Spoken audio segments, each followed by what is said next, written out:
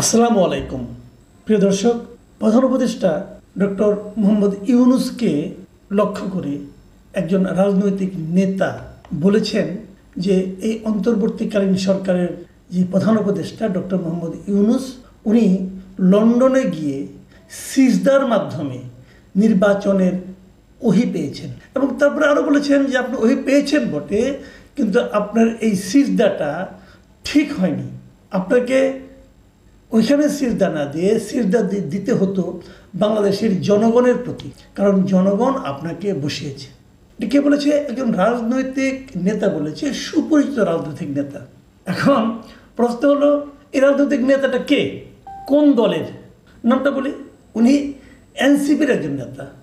আমি জানি এনসিপির নামটা শুনে অনেকে হয়তো বিস্মিত হবেন, ভাববেন আরে এনসিপি তো ডক্টর ইউনূসেরই দল, তাহলে এনসিপির একজন নেতা এই কথা বলে কেন? এবং এই কিন্তু এনসিপির ছোটোখাটো কোনো নেতা না। এনসিপির যিনি মুখ্য সমন্বয়ক মিস্টার নাসিরউদ্দিন পাটোয়ারি, তিনি এই কথা বলেছেন। এখন এই কথাটা বলা ঠিক কি বেঠিক, এটা নিয়ে আজকে আমি একটু কথা বলতে চাই। এবং কেবল এনসিপির নেতা এই নাসিরউদ্দিন পাটোয়ারিও নয়, এনসিপির আরও একজন নেতা হাসনাত আবদুল্লাহ, তিনিও কিন্তু এই একই কথা বলেছেন। তিনিও বলেছেন যে গণ অভ্যুত্থানের পর রাষ্ট্রপ্রধান হওয়া ব্যক্তি লন্ডনে গিয়ে সিজদা দিয়েছেন। এবং তিনি আরও বলেছেন, পৃথিবীর ইতিহাসে এমন নজির নেই যে একজন অন্তর্বর্তী সরকার প্রধান একটি রাজনৈতিক দলের ভারপ্রাপ্ত চেয়ারম্যানের সঙ্গে বসে যৌথ সংবাদ সম্মেলন করেছেন। এটা হাসনাত আবদুল্লাহ বলেছেন। আচ্ছা, আমি যদি দুটো কথা নিয়ে আলোচনা করি, হাসনাত আবদুল্লাহ এবং নাসিরউদ্দিন পাটোয়ারি, আমরা তো ওনাদের অনেক সমালোচনা করি, বলি যে আপনার কিংস পার্টি, বলি তারা নানা রকম, তাদের নিয়ে নানা রকম বদনাম হচ্ছে। অনেকে বলছেন চাঁদাবাজি করে, অনেকে বলছেন যে সরকারি প্রোটেকশন পেয়ে বিভিন্ন জায়গায় যায়। এগুলো তাদের বিরুদ্ধে সমালোচনা অনেক পুরনো, আমি অনেকবার করেছি। কিন্তু এবার যে ঘটনাটা ঘটল, এই যে কথাটা ওনারা বলেছেন, এই দুজন নেতার কথাই বলি, ভুল বলেছেন। আমি কিন্তু মনে করি ওনারা ভুল বলেন নাই। এতদিন ওনারা যে কাজগুলো করেছেন সেগুলো ভুল করেছেন। এতদিন তারা ডক্টর ইউনূস গভর্নমেন্টকে প্রায় সকল ক্ষেত্রে এক ধরনের ব্ল্যাঙ্ক চেক দিয়েছেন, কিন্তু এখন আর দিচ্ছেন না। কেন দিচ্ছেন না সেটা অন্য হিসাব, সেই হিসাব নিয়ে আরেকদিন কথা বলবো। আমি বরং এই যে তাদের মন্তব্যগুলো নিয়ে একটু কথা বলতে চাই। সেটা হলো, এই যে বলেছেন একজন সরকার প্রধান একজন রাজনৈতিক দলের ভারপ্রাপ্ত চেয়ারম্যানের সঙ্গে বসে যৌথ সংবাদ সম্মেলন করেছেন, এটা নজিরবিহীন। কথাটা কিন্তু মিথ্যা নয়। হ্যাঁ, তারেক রহমান অবশ্যই বড় নেতা, কিন্তু ওনার সঙ্গে যে ডক্টর ইউনূসকে দেখা করতে হবে কেন? এটা বেসিক। দেখেন, তারেক রহমান তো আমারও নেতা, আমিও হয়তো যারা বিএনপি করেন সবারই নেতা, এই দেশের নেতা উনি, কোনো সন্দেহ নেই এতে। কিন্তু ক্ষমতায় তো আমরা তারেক রহমানকে বসাইনি, আমরা ক্ষমতায় বসিয়েছি ডক্টর ইউনূসকে। তো ডক্টর ইউনূস তো ওনার ওইটা রাখবেন। উনি কি বাংলাদেশে থাকতে কখনো কোনো রাজনৈতিক দলের অফিসে যান, যে কথা বলেন? যদি এরকম হতো যে উনি সবার সঙ্গে দেখা করেন, যে কথা বলেন, আমি এটাকে মেনে নিতে পারতাম। হ্যাঁ, ঠিক আছে, ওনার তো এটা টাইপ, উনি এরকম করেন, সবার সঙ্গে একটা আন্তরিক ভঙ্গিতে কথা বলেন, তা তো বলেন না। তো ওখানে যে, এবং আরও বড় কথা, এই মিটিংটা কিন্তু অনুষ্ঠিত হয়েছে ডক্টর ইউনূসের আগ্রহে, এবং ডক্টর ইউনূসের পক্ষ থেকে, সরকারের পক্ষ থেকে মিটিংটার কথা প্রথম বিএনপিকে বলা হয়েছিল। তারপরে মিটিংয়ের মধ্যে কি হয়েছে না হয়েছে সেটা অন্য আলাপ।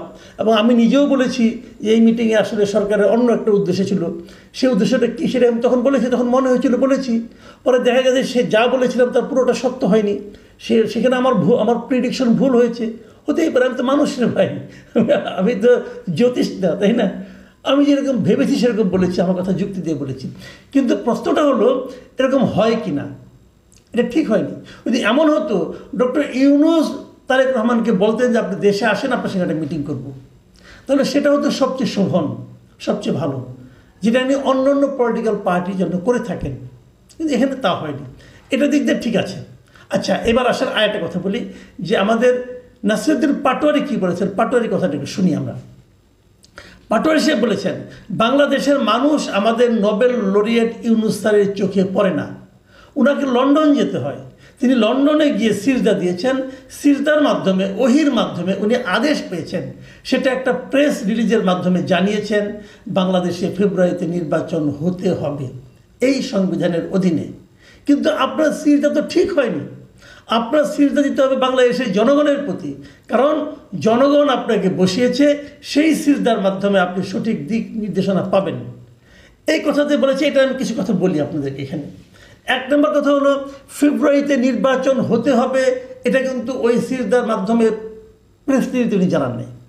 ফেব্রুয়ারি নির্বাচনের কথা উনি স্পষ্ট করে বলেছেন গত 5 অগাস্ট জাতির উদ্দেশ্যে দেওয়া ভাষণে। ওখানে যেটা হয়েছিল, একটি যৌথ ঘোষণা হয়েছিল, সেখানে বলা হয়েছিল যে উনি নির্বাচন করতে চেয়েছেন এপ্রিলে, কিন্তু যদি সংস্কার সব ঠিকঠাক মতো হয় তাহলে রমজানের 1 সপ্তাহ আগেও হতে পারে। উনি কনফার্ম করে বলেননি, কনফার্ম করে বলেছেন গত 5 আগস্ট। কাজে এই জায়গাটাতে নাসিরউদ্দিন পাটোয়ারি একটু রাগের মাথায় হয়তো বলেছেন, আমার কাছে মনে হয় এটা ঠিক নয়। এখন আসেন আরেকটা পয়েন্টে বলি। উনি বলেছেন সিজদা দিতে হবে বাংলাদেশের জনগণের প্রতি, কারণ জনগণ আপনাকে বসিয়েছে। এই জায়গাটাতে সমস্যা। জনগণ কি চায়, জনগণ ওনাকে বসিয়েছে, এই যে কথাটা, এটা কিন্তু ডক্টর ইউনূস শুরুর দিকে বলেননি। উনি শুরুর দিকে বলেছেন ছাত্ররা আমাকে বসিয়েছে, এবং শুরুর দিক থেকে দেখা গেছে ছাত্ররা যা চেয়েছে উনি তাই দিয়েছেন। এখন হয়তো ছাত্রদের সঙ্গে কিছুটা ঝামেলা হয়েছে, মানে ছাত্ররা যা চাচ্ছে তা পাচ্ছে না, অথবা ছাত্রদের কাছ থেকে উনি যা চেয়েছিলেন, যা ভেবেছিলেন যে সব কিছু দেওয়ার পর ছাত্ররা তার হয়ে যে কাজটা করতে পারবে, সেই কাজটা এখন আর ছাত্ররা করতে পারবে বলে হয়তো তিনি মনে করছেন না। এই জন্য উনি ছাত্রদের উপর আস্থা রাখতে পারছেন না। ঝামেলাটা এই জায়গায় হয়ে গিয়েছে। জনগণের প্রসঙ্গটা এই ছাত্রদের পক্ষ থেকে যখন বলা হলো, এবার আমি খুব খুশি হয়েছি। হ্যাঁ, বাংলাদেশের জনগণকে গুরুত্ব দিতে হবে, বিদেশকে না।